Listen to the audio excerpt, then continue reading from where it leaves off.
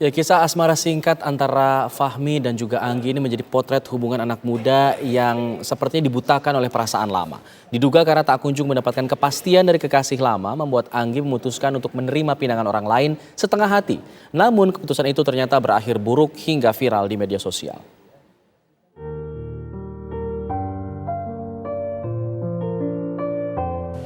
Fahmi Huseini harus menelan pil pahit setelah mengetahui Anggi, istri yang baru dinikahinya, memilih pergi meninggalkannya sehari setelah ijab kabul. Setelah hampir 2 pekan menghilang, Anggi diketahui memilih kabur bersama sang kekasih yang pernah menjalin kasih selama 4 tahun sebelum menjalin hubungan dengan Fahmi. Selama 4 tahun masa pacarannya itu, kekasih Anggi tidak kunjung melamar. Hal itu diduga membuat Anggi meradang dan menerima Fahmi sebagai calon suami ketika itu. Diduga Anggi ingin memanas-manasi sang mantan kekasih untuk bergerak melamarnya. Namun harapan itu kandas karena Fahmi lebih cepat mengambil keputusan dan langsung melamar Anggi. Foto prewedding dilakukan Anggi dan Fahmi dengan penuh senyum kala itu. Namun siapa sangka, di hati Anggi masih menetap sosok pria lain. Pernikahan ijab kabul pun dilakukan meski Anggi tidak merasa cinta sepenuhnya pada Fahmi. Alhasil, sehari setelah menikah, Anggi justru kabur dari pelukan sang suami dan memutuskan menetap sementara dengan lelaki yang ia cintai. Kisah asmara singkat Anggi dan Fahmi menjadi potret hubungan anak muda yang dibutakan perasaan lama sehingga terkesan menihilkan sakralnya pernikahan. Tim TV One mengabarkan.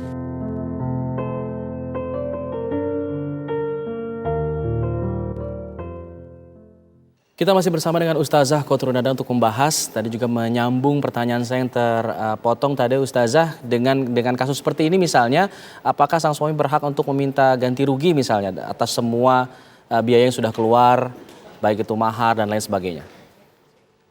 Baik, di dalam kaitan mahar ya, ini memang ada perbedaan. Ketika seorang suami yang mentalak istrinya, suami nih yang memberikan talak, yang menjatuhkan talak kepada istri, maka tentu tidak ada kewajiban bagi seorang istri untuk mengembalikan, ya. Karena itu memang sudah menjadi hak penuhnya dari seorang istri. Kecuali dalam ada sebuah aturan ketika seorang sudah menikah, kemudian belum berhubungan suami istri dan sudah dijatuhkan talak, ya artinya sudah jatuh talak tapi belum berhubungan suami istri, maka itu namanya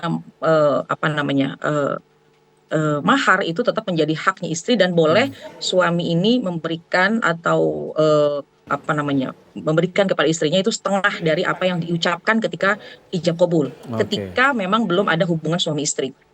Ya, tapi apabila seorang istri yang mengajukan talak, maka ini disebut khulu. Maka tentunya ada nilai yang dikeluarkan oleh seorang istri, karena dalam Islam itu berapapun jumlah disebut cerai dari seorang istri maka tidak jatuh, ya. Misalnya istri bermasalah dengan suami, kemudian dia mengucapkan saya ceraikan, itu berapapun ucapannya maka tidak jatuh talak. Harus suami yang mengatakan. Yang mengucapkan. Tapi ketika seorang suami mengucapkan baik serius ataupun bercanda, itu maka dia sudah menjadi jatuh talak 1. Nah, ini makanya harus hati-hati ya, suami istri ini jangan kita mudah mengucapkan kalimat talak. Nah, tapi ketika memang sudah diucapkan dari seorang suami, maka itu bisa jatuh talak, kecuali kalau memang istri yang mengucapkan. Oke, dalam Islam ada istilah batal nikah nggak? Atau pertanyaannya, apa sih yang membatalkan sebuah pernikahan? Apakah memang hanya terbatas pada ucapan talak dari suami atau ada faktor-faktor lain yang bisa membatalkan pernikahan? Baik, dalam rukun Islam, ya, rukun pernikahan dalam Islam, bahwa diantaranya syarat pernikahan itu adalah beragama Islam, baik istri ataupun suami, calon mempelai pria ataupun wanita, maka keduanya harus sama-sama beragama Islam. Nah, ketika dalam pernikahan kemudian mohon maaf, misalnya setelah satu pasangan murtad keluar dari agama Islam, maka sudah otomatis itu rusak pernikahannya, batal seketika karena diantara salah satu keluar dari agama Islam. Nah, kemudian tentu yang menjadikan putusnya sebuah pernikahan yaitu talak, ya, ketika seorang suami menjatuhkan talak kepada istri. Tapi talak ini pun juga kan ada proses, ya, ada talak 1, talak 2 dan talak 3. Ketika talak 1, talak 2 maka bisa kembali dalam masa iddah, kemudian seorang istri mungkin menyesali perbuatannya, kemudian dia ingin kembali, atau mungkin seorang suami dalam masa tertentu kemudian ingin mencabut talaknya, kemudian ingin kembali, selama masih talak satu, talak dua masih itu masih bisa kembali. Tapi kalau sudah talak tiga ya, maka tidak bisa kembali. Ini harus diperhatikan. Ketika seorang suami sudah mengucapkan kalimat cerai, talak, saya cerai kamu gitu ya. Nah, itu harus dipastikan itu seorang suami memang sudah menjatuhkan talak. Kalau sudah talak tiga, maka tentu tidak bisa kembali, tidak mudah kembali. Sebelum seorang istrinya ini menikah lagi, ya bukan hanya menikah secara ijab kabul saja, tapi harus berhubungan suami istri, kemudian juga harus melewati masa cerai dari suami yang baru, kemudian melewati masa iddah, gitu. Nah, Oke. jadi dua faktor itu yang bisa diantaranya apa namanya batal sebuah pernikahan, atau bukan batal tapi adanya sebuah perceraian, ya. Oke. Oke, Ustazah, ini kan bisa jadi pembelajaran juga ya untuk para kaum muda di sana yang mungkin hendak memutuskan untuk menikah. Dalam Islam kan tidak dikenal yang namanya pacaran. Lalu bagaimana kemudian untuk bisa memantapkan hati agar pernikahan yang nantinya akan diambil keputusannya bisa berjalan langgeng, tidak seperti ini? Iya, baik. Ternyata betul ya, kenapa dalam Islam itu pacaran dilarang, karena itu sudah begitu banget banyak sekali pendekatan kepada perzinahan ya. La taqrabuz zina, Allah sudah melarang, zina aja dilarang. Mendekati saja dilarang gitu ya. Artinya la taqrabuz zina, jangan mendekati perzinahan. Artinya ya pacaran itu kan ketika sudah berdua, kemudian main mata, ada pegangan tangan. Nah, itu kan sudah mendekati ya. Itu yang harus kita pertahankan dan harus kita jaga, jangan sampai ada semacam itu. Dan mungkin banyak yang berpikir, ini gimana mau bahagia ketika misalnya menikah kalau memang nggak ada kenalan misalnya. Ini harus dihilangkan bahwa semua itu kan Allah yang memberikan karunia dalam hati kita, ya, litaskunu ilaiha wa ja'ala bainakum mawaddatan wa rahmah. Nah, itu ketika seseorang menikah, Allah yang sudah menjamin akan mendatangkan kedamaian, akan mendatangkan kecintaan gitu satu dengan yang lainnya. Nah, itu yang harus kita yakini gitu. Jadi yang pertama adalah ketika memang sudah datang jodohnya, maka yang paling utama adalah kita bertanya kepada Allah dengan cara kita sholat istikharah, ya, kita minta petunjuk dari Allah apakah memang pilihan ini yang terbaik. Nah, kemudian ketika memang sudah ada tanda-tanda ini diantaranya adalah memang pilihan dari Allah Subhanahu wa Ta'ala, mungkin karena orang tua sudah merestui, kemudian jalannya juga sepertinya mudah, ya, jangan tunda-tunda, langsunglah menikah.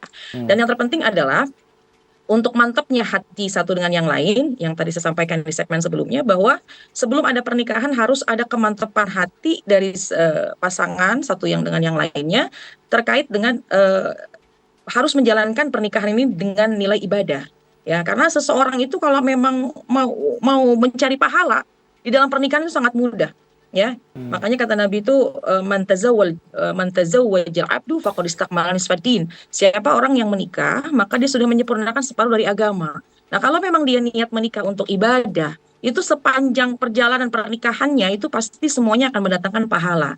Nah, oleh karena itu kan caranya harus kita ketahui. Ya. Ya, sebelum menikah mungkin bisa berdiskusi, bisa bertanya dengan para guru-guru yang memahami ilmu-ilmu agama, bagaimana supaya jadi istri yang lebih baik lagi, menjadi istri yang soleha, kemudian bagaimana hak dan kewajiban yang harus kita siapkan. Begitu juga seorang suami ketika dia sudah akan menjadi seorang suami, diskusi dengan para guru-guru, kemudian Baik. jangan sungkan untuk hadir ke majelis-majelis ilmu untuk mengupgrade kualitas dirinya agar ketika dia masuk ke dalam ranah pernikahan, masing-masing baik suami ataupun istri bisa menjalankan kewajibannya sesuai dengan yang diatur dalam syariat. Dan Baik. itu insya Allah akan menuntun, ya, pernikahannya itu apapun ujiannya, apapun godaannya, maka ketika sudah ada komitmen dan dia mengetahui di pernikahan ini adalah sebuah ibadah, maka dia tidak akan membuat pernikahan ini main-main. Oke, Ustazah, terakhir mungkin nasihat untuk Fahmi dan juga Anggi atau juga generasi muda yang mungkin akan mengambil keputusan sama seperti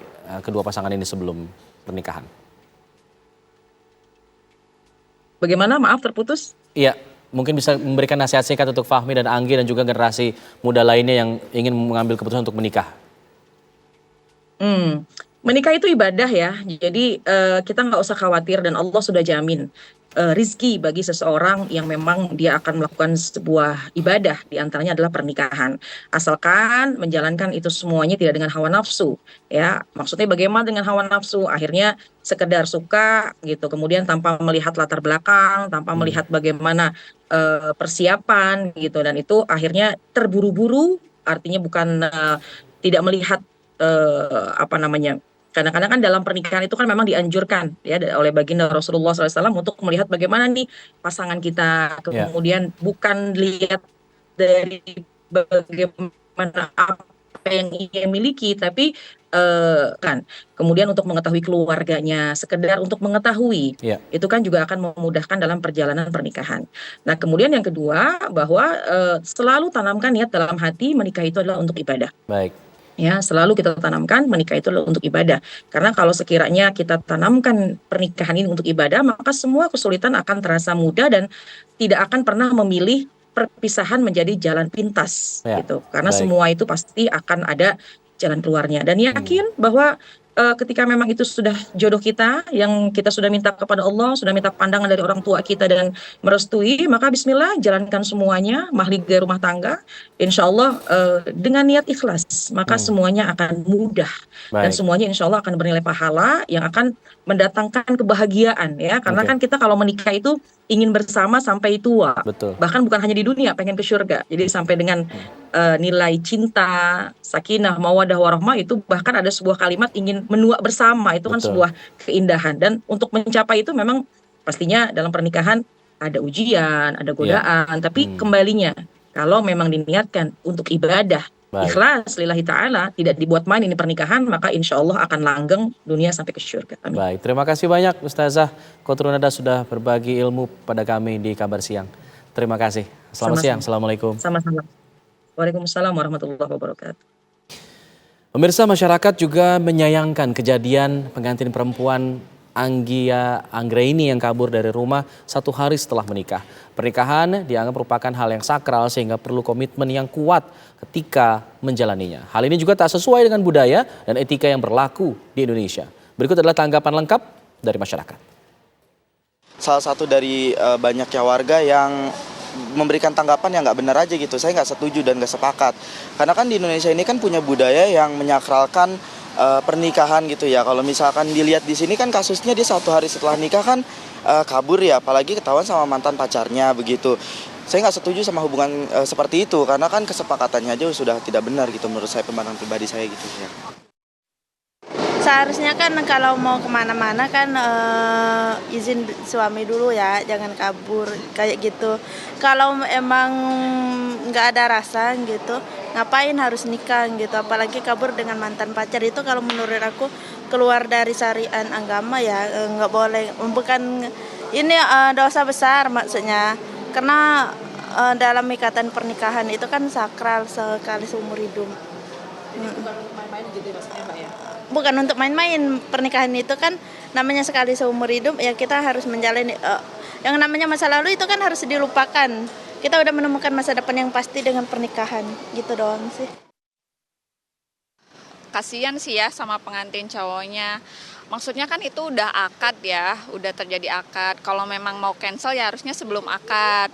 Terus baik-baik dibicarakan. Kalau tiba-tiba menghilang kan jadi pertanyaan buat semuanya ya, apalagi keluarga gitu. Pasti ya ngerasa apa ya, khawatir lah pasti. Entah itu kan perginya juga masih belum jelas kan. Perginya sama mantan pacarnya? Oh, sama mantan pacarnya. Ya apalagi sama mantan pacarnya, aduh sangat disayangkan banget ya. Sangat disayangkan sih kalau sama mantan pacarnya. Nggak bertanggung jawab lah kalau gitu. Harusnya dari pertama kali ketemu tuh kalau pengen mau nikah emang harus dengan niat. Kalau percuma kalau misalkan niat hanya cuma sekedar manas-manasi mantan terus ketemu mantan lagi, percuma dong. Sayang banget, maksudnya cewek itu nggak punya harga diri banget. Seorang cewek itu harusnya tau lah, kan dia juga dilahirin sama cewek juga, harusnya lebih paham buat apa ditinggalin cowok yang benar-benar emang sayang sama dia gitu.